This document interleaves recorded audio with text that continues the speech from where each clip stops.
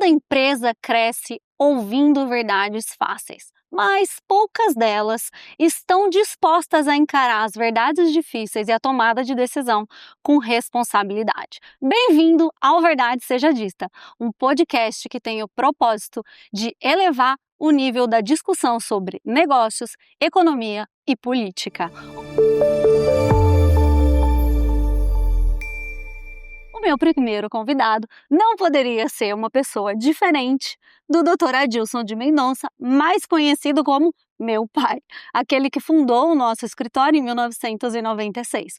Hoje teremos uma conversa real sobre desafios que foram transpassados e superados. Bem-vindo! Se a verdade é importante para o negócio, ela tem que ser dita.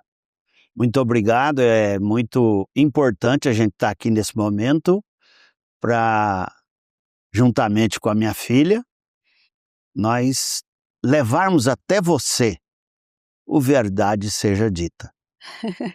Adilson, qual foi, olhando para trás, o motor real de você fundar o escritório de Mendonça, de você falar, não, eu vou empreender no ambiente jurídico? O que te fez mudar aí e traçar essa nova trajetória? O que me fez são vários fatores, mas o que era de maior importância na época é que eu trabalhava prestando serviços para instituições financeiras. E eu comecei a trabalhar e logo o que mais apertou foi o imposto de renda. Essa é a grande verdade. Então nós fizemos, sob a orientação do nosso contador, a empresa, e aí nós passamos a prestar serviço, emitir notas, e dali, porque foi tudo um acontecimento natural, não foi nada estudado, na nossa época era diferente, o mundo era outro, e foi muito bom, porque isso aconteceu em 96, e até hoje ele dura, e nós estamos querendo que isso dure pelo menos mais 100 anos. Eu ia começar, vamos pensar daqui 10 anos, é daqui 100 anos já. Adilson, me fala uma coisa, gente, é tão difícil chamar ele de Adilson, posso chamar de pai? Vocês vão entender, né? Pai, me conta uma coisa, qual era o tipo de problema que você estava disposto a resolver para os clientes naquela época? Afinal, a gente sabe que passaram, aí esse ano nós completamos 30 anos, né, como um escritório de advocacia, mas qual era o problema, qual a solução que você visava ofertar em 1996, lá quando você iniciou? E que tipo de cliente você queria atender? A grande verdade é que quando a gente começa a advogar, principalmente eu, que não vim de uma família de jurista, o que eu precisava era sobreviver. Nós estamos aqui para falar a verdade, né? Tem que ser dita. É verdade. Então o que aconteceu é que eu passei a ser um generalista na época. Uhum. Eu tive um professor de direito penal que me levou para a advocacia criminal. Sim. Eu andei fazendo algumas coisas com ele, mas não bateu. Certo. E a filha dele, que também era advogada, me levou para amar o direito processual civil.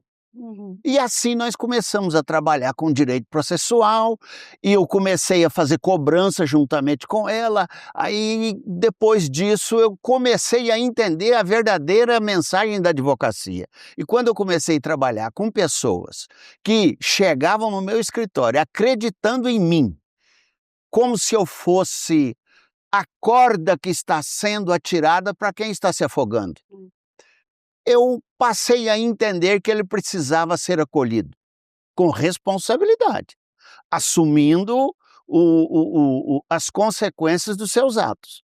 Então, eu me lembro até hoje que o que eu botei no meu coração é falar, eu vou tirar o peso das costas dos meus clientes e vou colocar esses pesos nas minhas costas.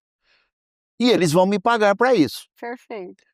Então o cliente saía do meu escritório, do nosso escritório, e até hoje sai, sabendo que ele pode ir leve, pode dormir, pode investir no seu trabalho, pode cuidar dos seus afazeres, que a questão jurídica ficou aqui. Desde aquela época eu vivo assim e foi bom, deu certo. Até hoje os clientes gostam Até hoje esse é um valor inegociável, né. Tem algo muito interessante que a gente costuma fazer no escritório, que são pactos desde o início do relacionamento com os nossos É, clientes. Qual é a responsabilidade nossa e qual é a sua responsabilidade? As consequências da tomada de decisão são essas, a partir de agora a gente caminha junto, mas cada um assumindo a sua própria responsabilidade. Isso é uma verdade real até hoje e os clientes seguem conosco, né, nessa mesma verdade. toada. Qual era a verdade que precisava ser dita em 1996 e que hoje você entende que o mercado mudou de tal maneira que a gente também teve que se readaptar e se reinventar ao longo desses 30 anos? A verdade a ser dita, como nós temos um segmento no mundo jurídico, é que todo empresário que vem te contar a história da empresa dele, ele oculta não por negar a verdade, mas ele oculta porque ele trabalha com a mente dele de que a situação dele não é tão profunda, não é tão desesperadora como ele pensa. E nós temos uma dificuldade muito grande de trazer a pessoa, o cliente, à centralidade da realidade que ele vive, que ele está passando. Certo. Vou resumir tudo isso da seguinte forma: ele acha que ele não está necessitando de tantos cuidados jurídicos quanto na realidade ele está necessitando. Então, naquela época, a gente não podia falar isso para o cliente. Certo. Porque não podia, ele não tinha o esclarecimento que o mundo moderno tem. Hoje os nossos clientes são pessoas que aprenderam a mexer com o computador desde da sua tenra idade. Sim. Naquela época não, era o chapéu de palha, botina furada, e eram pessoas bem estabilizadas financeiramente e empresários, mas eles não estavam preparados para assumir a situação deles. Então a gente não podia falar para ele da forma que a gente fala hoje. Naquela época a gente acolhia, falava, pode ir embora que eu vou cuidar de você. Mas ele saía sem saber, na realidade, a profundidade que era o abismo dele, Sim, jurídico. sim. Agora hoje não. Hoje o cliente chega no nosso escritório, nós contamos toda a verdade para ele, não que naquela época omitia, que naquela época não estava preparado para ouvir. Então a verdade hoje que tem que ser dita é trazer o empresário para a realidade verdadeira que ele está atravessando. Não, isso é muito maravilhoso porque a gente consegue caminhar junto e procurar soluções em conjunto, né? Não Exato. só de acordo com a necessidade do cliente, mas aquilo que é possível a gente consegue caminhar junto. Tem algo muito interessante que você trouxe, que a minha percepção é que, tanto para os clientes quanto para nós, prestadores de serviço, advogados do mundo jurídico, né? No passado, a exigência por especialização, um detalhe, algo na advocacia, tudo era valorizado nesse sentido. Nós queremos um especialista sobre uma cláusula exata.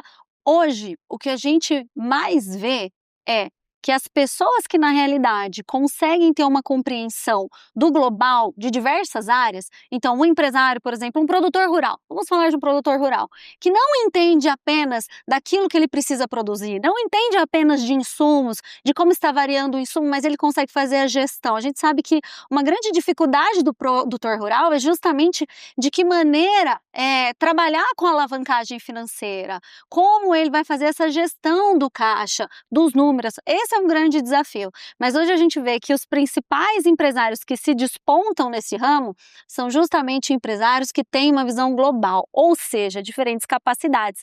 E não é diferente no ambiente jurídico. Antes se procurava por um advogado extremamente especializado, hoje a gente sabe que para você prestar um serviço eficiente é desejável que você tenha conhecimento especializado numa determinada área, mas uma possibilidade de conhecimento técnico em diversas áreas. É assim que a gente consegue alcançar essas soluções. E acredito que essa também é uma das diferenças, uma das mudanças do passado. No passado se dizia muito, você precisa ser especialista, você precisa escolher, e hoje isso a gente vê uma mudança. Na parte sociológica a gente fala que é multidisciplinar. Perfeito. Então hoje nós temos que, de fato, acolher o cliente de uma forma que o cliente, no nosso escritório, resolva todas as coisas que ele tem. Isso. Por quê? Ele vai ficar seguro porque ele está falando com um advogado que ele confia. Sim. Ele está falando com o escritório que ele conhece. Uhum. É mais fácil para ele. Então nós vamos atender o neto dele, o bisneto dele, o filho dele, a esposa dele. Nós vamos acompanhar toda a vida deles. Então por isso que a gente fala que é multidisciplinar na sociologia, e aqui nós podemos falar que é multijurídico, né?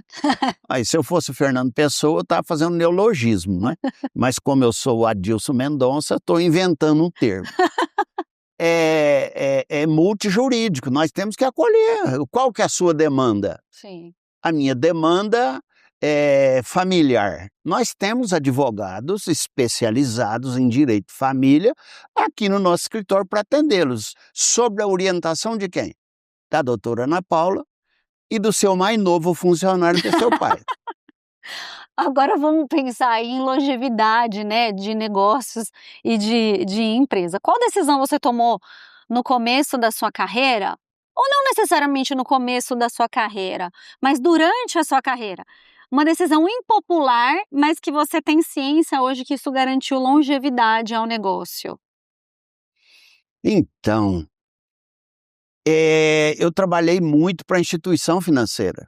Então eu trabalhei a vida inteira, praticamente, tomando decisões impopulares. Sim, verdade. Por quê? Nós fazíamos a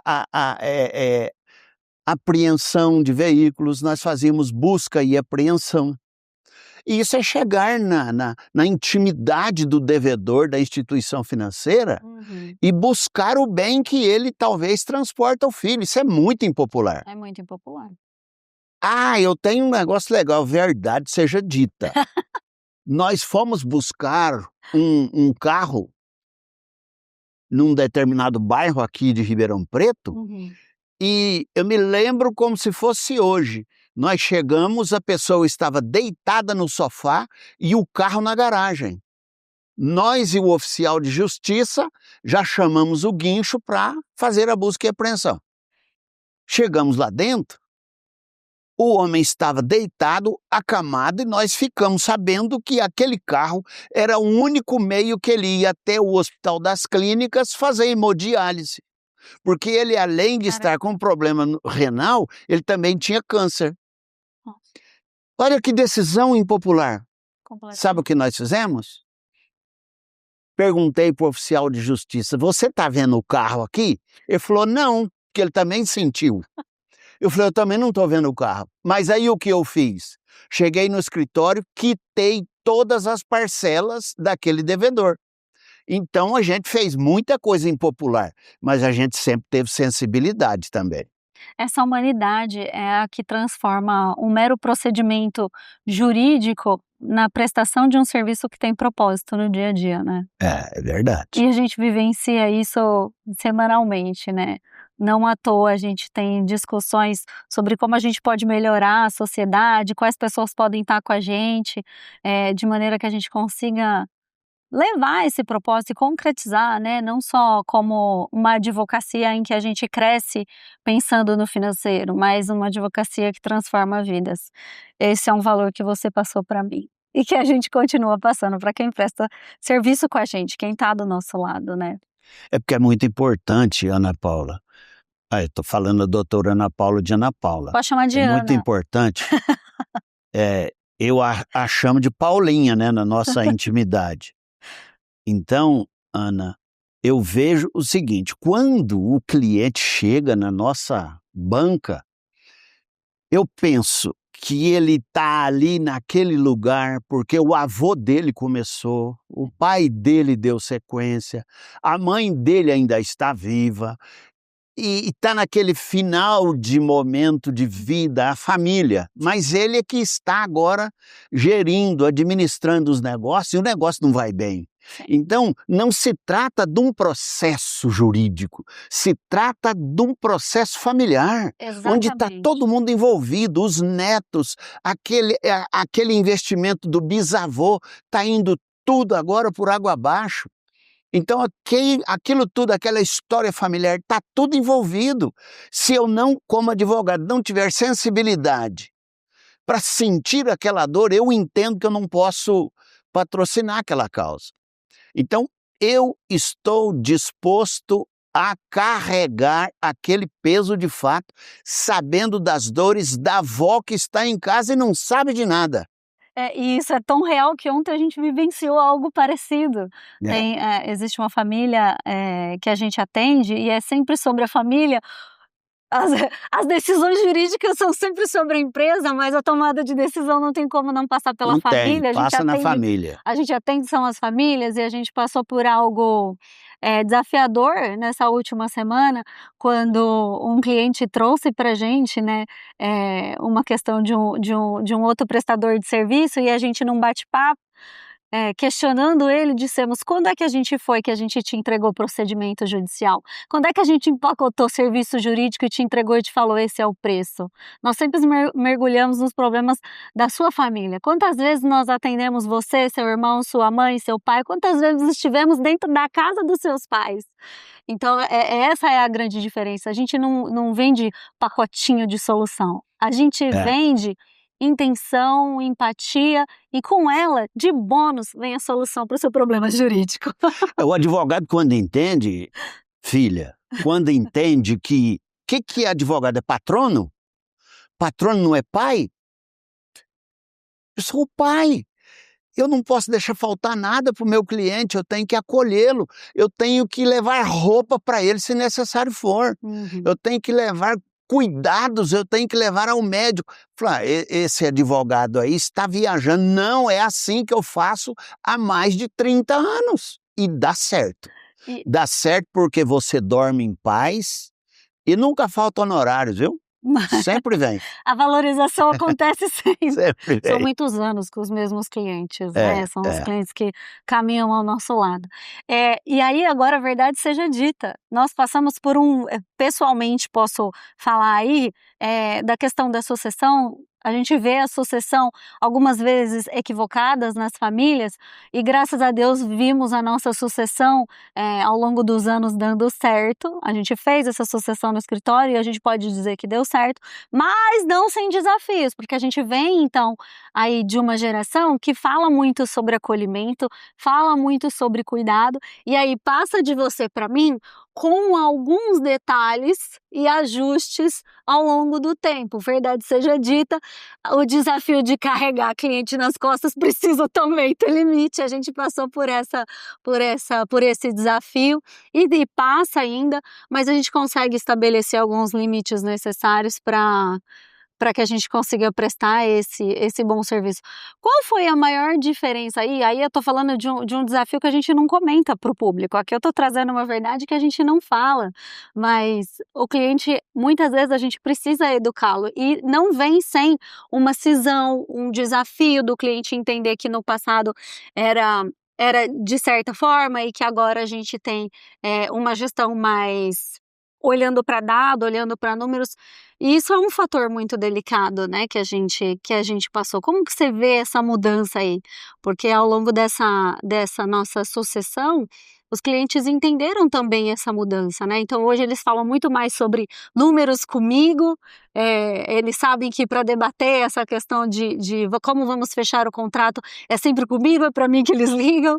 Como que você acha que foi essa transformação para os clientes? Eu acho que foi salutar para os clientes, por quê? Você dá muita segurança para eles na questão jurídica, vamos dizer, na questão profissional. Você coloca eles no lugar deles e eu acolho, falo, não, vamos mais devagar, eu vou falar com ela. Mas eles já estão aprendendo que a questão jurídica, a questão profissional, a questão de precificação, a questão de atendimento, que o seu celular, quando você está com a sua filha na escola, não é para atender cliente. Exato. Mas também a gente atende. Isso eles vão aprendendo, que nós temos um contato institucional, Perfeito. Nós temos as coisas, mas ainda dou meu telefone para eles. Eu sou da época do outro século, né? Então, é assim mesmo. Eu comecei a fazer petição manuscrita. E despachar com o juiz tudo na caneta Despachava BIC. com o juiz na caneta BIC. A minha barriga é grande de tanto encostar no balcão do fórum, né? É isso. É muita diferença, né? É. Mas é assim que a gente vê quem são os escritórios que permanecem, porque é muito fácil criar uma empresa hoje e falar, nossa, a gente tem muito sucesso depois de 2 anos, eu quero ver ficar 30 anos num mercado que se transforma, que é diferente. Essa é a superação. E aí casa muito com a nossa ideia de criar o podcast, porque eu entendo assim que o podcast vem no momento de maior maturidade, né, do próprio escritório, da própria prestação de serviço. O que você entende que esse podcast pode agregar e por que faz tanto sentido criá-lo agora nesse momento? Eu acho o seguinte, que você que está nos ouvindo, é muito importante saber que você vem no meu escritório, eu vou precificar uma prestação de serviço e não vou te entregar conforme você espera. Vender ilusão para você. Então, quando você for contratar um serviço advocatício, você tem que ver a história também do advogado. Consulte, verifique isso hoje com 30 anos de sociedade de advogados, porque eu já advogava antes. Sim. Nós temos ainda clientes daquela época, porque nós fomos contratados lá atrás, mas eles nunca nos deixaram. Por que nunca nos deixaram? É porque nós entregamos o que nós vendemos.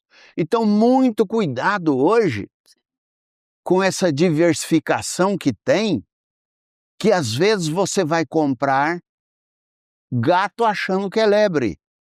Eu estou falando isso exatamente porque, como advogado já sênior do escritório, a nossa maior preocupação é não vender ilusão para o cliente, é falar para ele o que nós vamos entregar, é exortá-lo também das consequências, porque é muito fácil, eu faço um contrato até agradando muito o cliente, depois eu não vou entregar para ele aquilo que eu vendi. Solução devida. Esse é o grande problema hoje.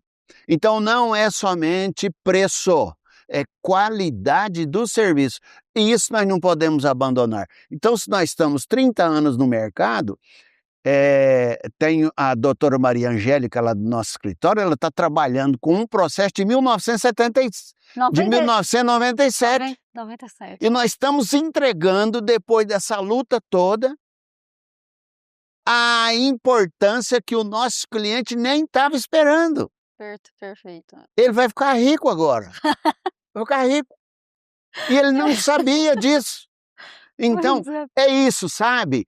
1997 até hoje é o mesmo cliente. Quantos clientes nós temos daquela época, né? É isso aí. É isso que é importante para mim. Agora, falando de responsabilidade, Adilson, por que as empresas, o que você acha que as empresas elas só procuram estrutura quando o problema já aconteceu, quando já está instaurado? A gente pode dar o exemplo aí da reforma tributária que vem sendo debatida, né? E aí a gente vai ter também uma transição até 2032, as empresas podem se preparar desde já, mas a gente sabe que vão deixar para mais tarde, vão deixar para fazer seu planejamento tributário mais tarde, em vez de ir adequando com as novas regras. Por que você acha que tantas empresas elas acabam procurando estruturas apenas quando o problema já está instalado? Hoje, um dos principais motivos de empresa é a falta da gestão mesmo. E é falta de compliance, é falta de estar centralizado no que você pode. Você recebe e não tem administração. Você desvia aquele dinheiro da empresa, compra caminhonete nova, não paga imposto, tira só metade da nota e depois? vai crescendo e o contador fala, não, depois a gente parcela. Depois a gente parcela. Se bem que os contadores 60... que eu conheço não falam assim, mas a gente já ouviu de cliente isso. Verdade seja dita. Verdade seja dita. Já dissemos para um cliente, a sua Porsche não é a nossa prioridade. Exatamente. O cliente não pagando imposto, andando de Porsche e a esposa dele de Land Rover. E não tem condição, devendo imposto. Então, o que nós temos que fazer? Por que que eles só nos procuram? Agora não, porque mudou a mentalidade. Nos procuravam depois que a sangria estava desatada.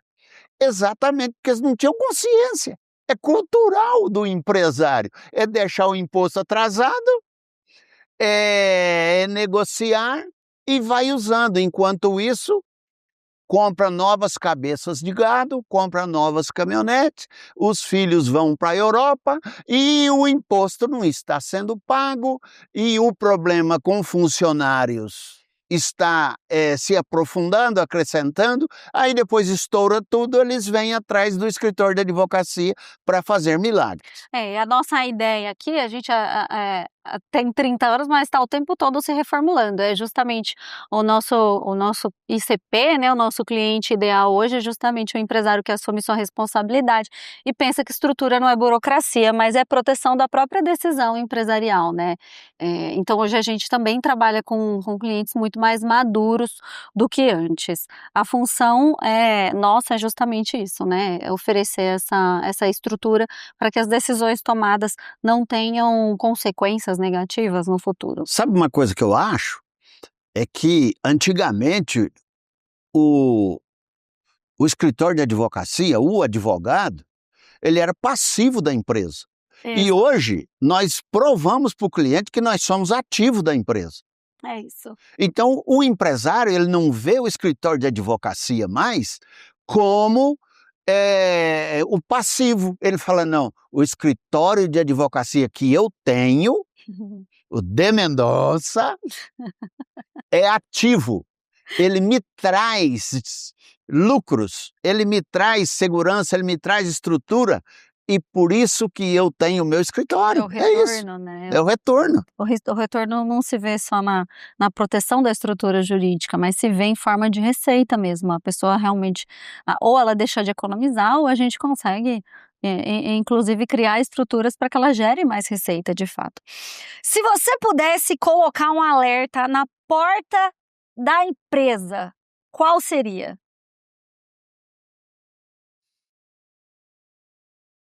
O alerta que eu colocaria é o seguinte: seja precavido, faça a sua estruturação antes de ser necessária. Porque aí você vai ter segurança, vai dormir, vai ter estabilidade. Então, procure profissionais competentes e não pense que por você ser empresário, você é capaz de tudo. Tem muitas coisas que você não é capaz. Por isso que nós somos o apoio da empresa. Então eu deixaria um bilhete. Procure a De Mendonça Advogados Associados. A nossa equipe é multidisciplinar. Qual foi o silêncio? Olha, essa é boa, hein? Qual foi o silêncio mais caro que você já ouviu alguém pagar? Na área familiar.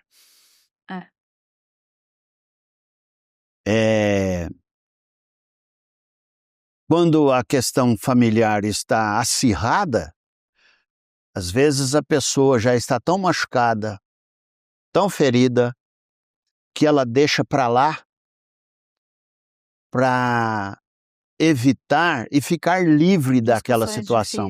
É um silêncio caro, que hoje, inclusive, nós estamos trabalhando com um silêncio desse do passado. Muito caro. Muito caro, e nós estamos trazendo de volta para essa pessoa que ficou silente na época, muito caro, trazendo o que é de justiça e o que deveria ter sido feito na época. Então hoje nós estamos recuperando, restaurando aquele silêncio. Restaurando o silêncio. Porque não esqueça, né? O advogado é a voz daquele que fica silente. Exatamente. E a gente está falando de uma decisão, de um silêncio familiar que tem consequência na empresa. E é justamente por isso que a gente também continua atendendo, porque esse silêncio iniciou na família, mas trouxe uma consequência importante para um grupo, de um grupo empresarial, né, de uma família. Aqui, no nosso podcast Verdade Seja Dita, nós temos alguns quadros. E se a gente está falando que a gente é um ativo da empresa, o nosso podcast não poderia ser diferente. Agora nós vamos começar um insight que vale dinheiro.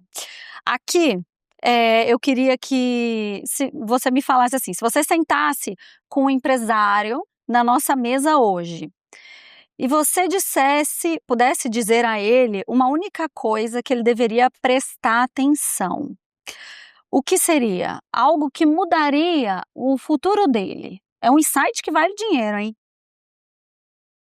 Além do não adie conversas que precisam ser ditas, porque esse aí também valeu dinheiro.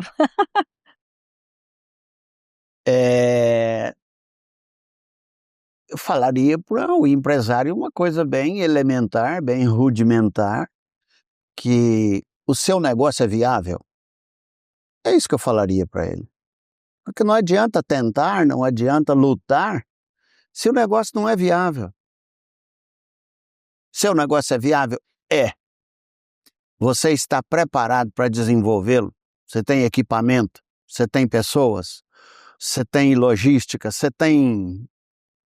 Senão não adianta, vai sofrer, investir os recursos que tem, vai perder o que tem e não vai salvar. O negócio não é viável. Eu falaria isso. Você sabe que em uma conversa com uma grande empresária aqui de Ribeirão Preto, ela disse assim para mim, Ana, vocês do escritório têm a resposta para um grande enigma do mundo do empreendedorismo. Em que momento as empresas que precisam se reestruturar falharam? Reestruturar financeiramente. Em que momento houve essa falha? E aí, um pouco do gancho do que você trouxe, eu diria, normalmente em 2 momentos. Ou é no momento de maior crescimento, em que elas tomam decisões de crescer o negócio, adquirir uma nova planta, reestruturar uma nova planta, adquirir um novo local ou fazer investimentos sem se basear em dados. Então, é no momento de maior crescimento em que elas investem sem tomar essa decisão com base em dados, e esse insight vale dinheiro. E o outro momento seria justamente esse que você trouxe. Muitas empresas vêm que são muito boas em uma determinada área, resolvem expandir para uma outra empresa. Então a gente vê muito casos de, por exemplo, empresas que elas revendem insumos, são muito boas, faturam milhões durante o ano e num determinado momento resolvem abrir, por exemplo, uma planta para então produzir esses próprios insumos e acaba aí tirando valores de um negócio que é muito próspero para colocar num negócio que ela não tem experiência, e muitas vezes esse segundo negócio que ela não tem tanta experiência não vai bem, ela continua tirando dinheiro daquele lugar que vai bem, daquele lugar que é próspero, investindo num empreendimento que não faz sentido e não gera receita suficientemente. Então, esse insight vale dinheiro.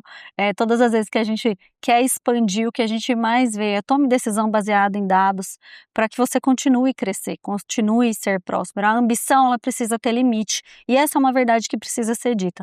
Não basta ter só ambição, não basta ter só energia, é preciso olhar para a planilha, tomar a decisão com base em dados para que a sua ambição chegue aonde você tanto deseja.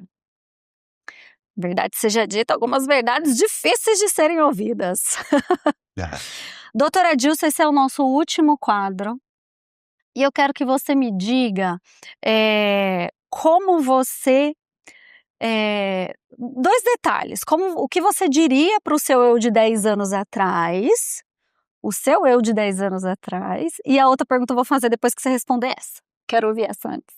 Eu diria para o meu eu de anos atrás uma coisa que hoje eu sou muito deficiente. Vai fazer um curso um curso de computação, vai aprender esses novos desafios, entre nesse mundo com mais profundidade. Qual foi o tempo que eu perdi? Como sempre tive pessoas me assistindo, eu me acomodei e não avancei nessa área. Que a verdade não tem que ser dita? Tem que ser dita, então nós estamos falando a verdade. Hoje é que eu estou fazendo isso. Uhum. Mas eu teria feito lá atrás, porque a vida se acomoda. A minha preocupação sempre foi, há 10 anos atrás eu estava fazendo mestrado em Direito Ambiental e para mim eu tenho que saber o direito, não tenho que saber computação, não tenho que saber sistemas. Isso tem gente que sabe que são os meninos novos, mas é um erro, viu? Nós que somos já de uma faixa etária acima dos 18 anos... Baby boomers. Exatamente. Nós temos que estar reciclando nessa área também. Agora, no direito, é o que eu sempre fiz, sempre avancei, né? Nunca pude parar, porque se parar o trem vem e pega a gente. Último insight, que é aquela pergunta que eu ia fazer. Como você vê o nosso escritório daqui 1 ano? Nossa, essa é boa. Eu vejo o nosso escritório fisicamente do mesmo tamanho. Por quê? Mas já não está dando tanto. O tamanho hoje já está pequeno, a gente já está pequeno. Por quê? Eu vou contar para você. O nosso escritório está pequeno, mas não é pequeno. Por que que não é pequeno? É porque os advogados que têm que trabalhar em casa, que tem até o nome bonito, né? Home office. Home office. Eles vão lá para o escritório, não é para ir para o escritório, é para ficar em casa, trabalhando em casa. Porque nós tínhamos um escritório de 12 salas, que nós construímos. Aí nós passamos para o escritório menor, porque não usavam as salas, era tudo home office. Agora os advogados vão lá, então fisicamente eu não vejo que tem que aumentar, mas vai acabar aumentando, eu já sei. Vocês viram que vai acabar aumentando. Vai terminar aumentando. Agora, daqui 1 ano eu vejo o escritório, um escritório que talvez seja um dos escritórios mais comentados, mais preferidos, que servirá esse escritório como escritório modelo, porque o nosso escritório ele está trabalhando muito com compliance. Hoje o nosso escritório está trabalhando muito com a humanização. O nosso escritório está trabalhando muito com o lado emocional. Então tudo isso vai criando mecanismos para que o cliente, os próprios advogados associados, os familiares, vivam em segurança com a emoção bem cuidada. Isso é muito importante, porque muitas vezes o nosso desafio não é ganhar dinheiro. Uhum. O nosso desafio é viver com o que nós temos. E já temos muito. Você que me ouve, quantos pares de tênis você tem? Quantas camisas, quantas coisas que você não usa. Então, no nosso escritório, nós ensinamos que não é dinheiro somente. Às vezes o dinheiro é para acumular. Então, nós trabalhamos com gente, com vida, com sentimento, com emoção, com alma. E, acima de tudo, com profissionalismo e capacidade técnica. E quando a gente fala de acolhimento, a gente está indo na contramão do que se vê hoje, né? E o acolhimento, ele não isenta cada cliente da sua própria responsabilidade no seu negócio. Então, o que eu vejo hoje é que a gente vai na contramão quando a gente olha para o indivíduo, olha para a família e, ao mesmo tempo, também exige que o cliente assuma a responsabilidade que lhe cabe nas decisões, porque as decisões nós tomamos sempre em conjunto. Em conjunto. E eu não posso deixar aqui, até trazer o tema, a gente está gravando esse podcast no início, né, de janeiro, e ontem, se eu não me engano, teve um episódio ali vou trazer o tema do BBB, porque está muito publicizado, em que o Henri Castelli, ele passou por um episódio de epilepsia, caiu e absolutamente ninguém foi capaz de descer do próprio pódio para ajudar. teve um participante que viu o Henri Castelli. Chamaram socorro. Então, e eles não esse desceram. propósito de vida. A gente olha para a família, não é porque a gente é piegas, é porque falta humanidade. É porque falta olhar para o outro. O nosso cliente, se fosse a gente que tivesse ali naquele desafio, ele seria atendido, a gente perderia o prêmio por causa do ser humano. Isso a gente faz. Se alguma verdade desse episódio te atravessou, como atravessou a gente, esse podcast é para você.